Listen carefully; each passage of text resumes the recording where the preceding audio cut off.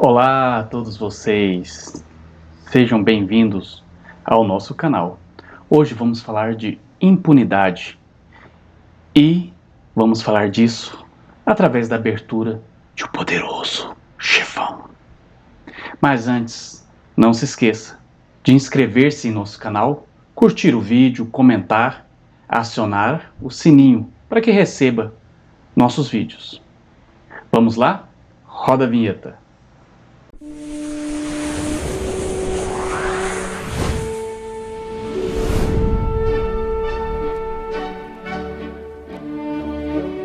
Em 1972 é lançado o filme O Poderoso Chefão. É um clássico da nova Hollywood, dirigido por Francis Ford Coppola, entrou para a história do cinema, uma das maiores obras cinematográficas, e tem, talvez, a melhor abertura.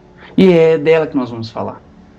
Em linhas gerais, o filme conta a história, a saga da família Corleone, uma família de mafiosos, onde o protagonista da trilogia é Michael Corleone, vivido por Al Pacino, mas o grande destaque talvez seja no primeiro filme, o personagem Don Corleone, vivido por Marlon Brando, pai do personagem Michael. E ele está numa saleta com algumas outras pessoas, o seu filho mais velho, o seu filho adotivo, Reagan, que é advogado, e recebe pessoas que vêm pedir favores, que vem parabenizá-lo pelo casamento da filha. E a primeira figura que aparece em tela é Bonacera.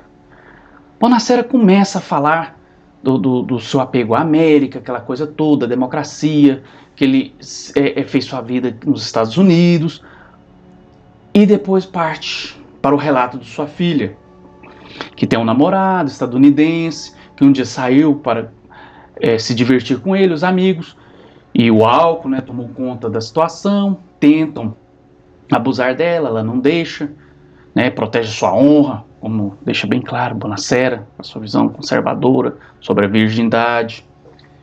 E eles batem, a violentam, como se ela fosse um animal.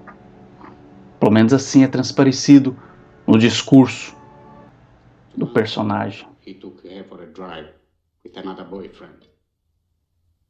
They made her drink whiskey, and then they tried to take advantage of her. She resisted. She kept her honor. So they beat her like an animal. When I went to the hospital, her nose was broken. Her jaw was shattered, held together by wire. She couldn't even quit. Pedindo que ele os mate, ceife a vida dessas pessoas. Por quê? Porque eles foram julgados e saíram livres do julgamento, não foram condenados. Então paira um sentimento de injustiça muito grande em Bonacera. Como pode minha filha ser violentada, apanhou, ficou hospitalizada, quebrou mandíbula, aquela coisa toda horrorosa, monstruosa, e não acontece nada com eles, com os autores? Now you come to me and you say, Don Corleone, give me justice. But you don't ask with respect. You don't offer friendship. You don't even think to call me Godfather. Instead, you come into my house on the day my daughter's to be married and you ask me to do murder for money. I ask you for justice. That is not justice. Your daughter is still alive. Let him suffer then, as she suffers. Don Corleone diz que não pode fazer isso. Primeiro, ela não está morta. Como ele vai matar os algozes se eles não a mataram? Então, já temos aí uma questão ética, de justiça, aquela questão do dente por dente, né? Até religiosa. E engraçado porque não é contraditório dentro do filme, pois os mafiosos do filme são todos religiosos, então eles trazem muito dessa ética religiosa, deixando bem claro que a ética não precisa ser necessariamente acoplada, não precisa vir acompanhada da religião. Existe ética fora da religião. E se a religião deixar de existir no mundo, provavelmente continuará existindo ética, porque ética é uma reflexão sobre os nossos atos morais. E não é um aspecto religioso, apesar de poder estar dentro da religião também.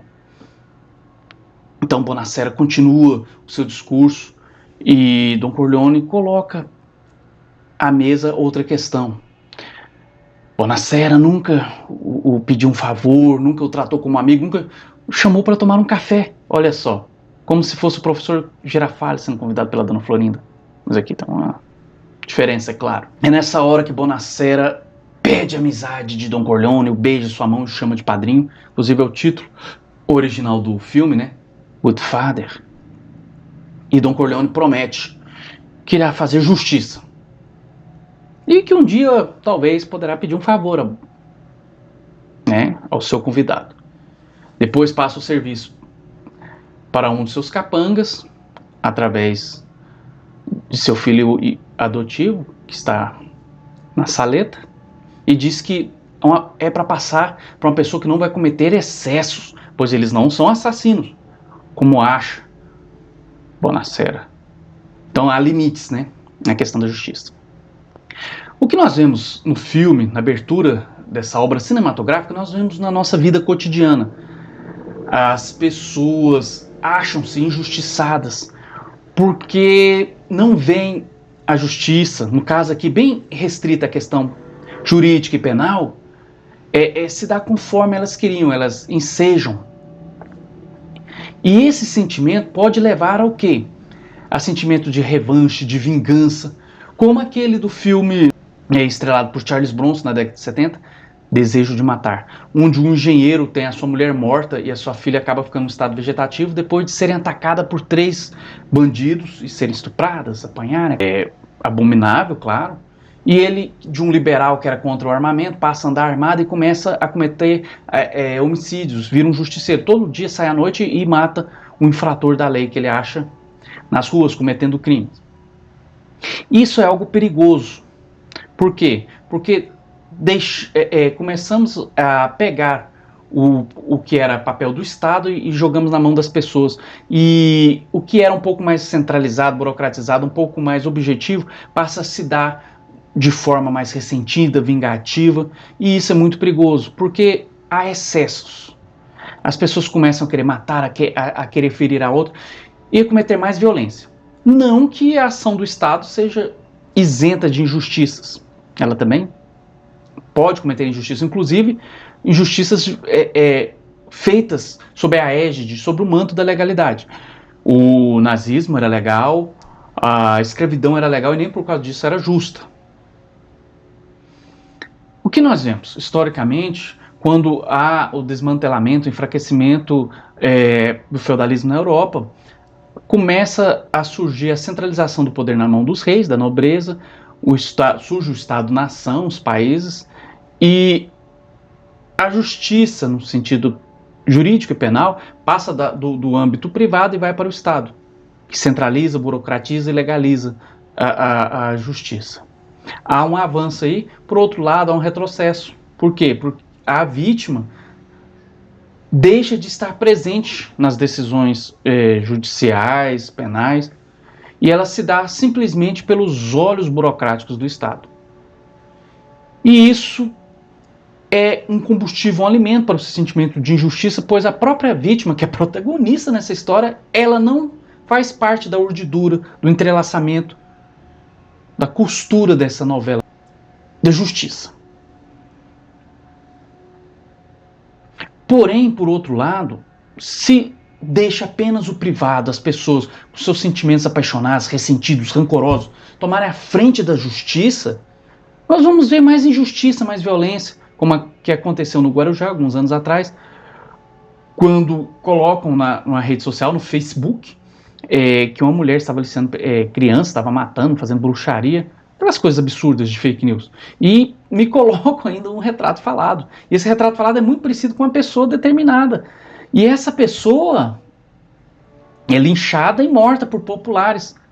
Depois sabemos que ela nunca cometeu nenhum tipo de crime. E mesmo se tivesse cometido os crimes que alegavam que ela teria cometido, não seria justo ceifar a vida dessa pessoa. O que é a justiça? O que é a distribuição dos bens de uma sociedade? De forma igualitária ou proporcional, dependendo da situação. Se não decisões tomadas através de uma balança, onde temos que pesar se determinada pessoa pode ganhar mais ou menos bens, punições, glórias, dinheiro. A justiça, ela é um assunto polêmico. Vemos aí a questão da Antígona na nossa tradição cultural e mítica no Ocidente, né? A tragédia de Antígona nos mostra como muitas vezes a própria lei do Estado pode ser injusta, né?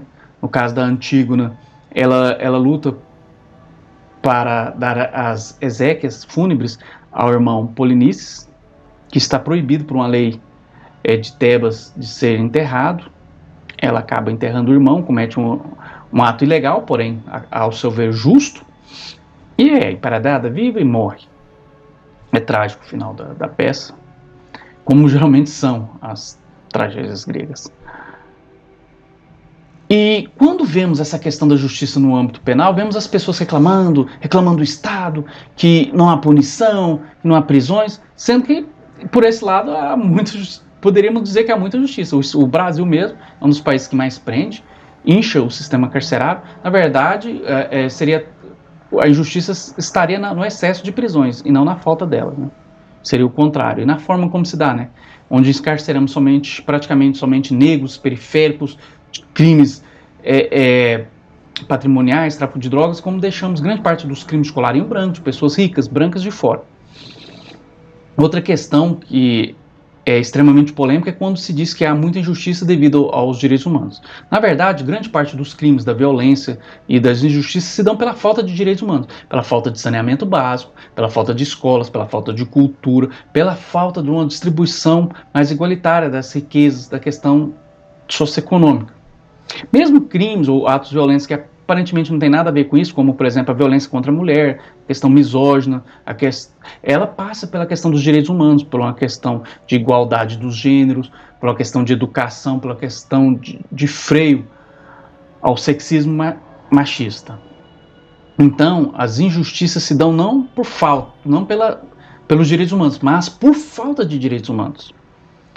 O que fica bem claro, então, que a luta por justiça passa pela democracia, pelos direitos humanos e por uma legalidade justa, que não seja uma legalidade fria, burocrática, que abra espaço para o que Hannah Arendt chamaria de a banalidade do mal. Esse mal cotidiano, legalizado, burocratizado, feito por pessoas comuns e banais. Pense bem, reflita essas questões indigestas e não caia no senso comum. E até a próxima.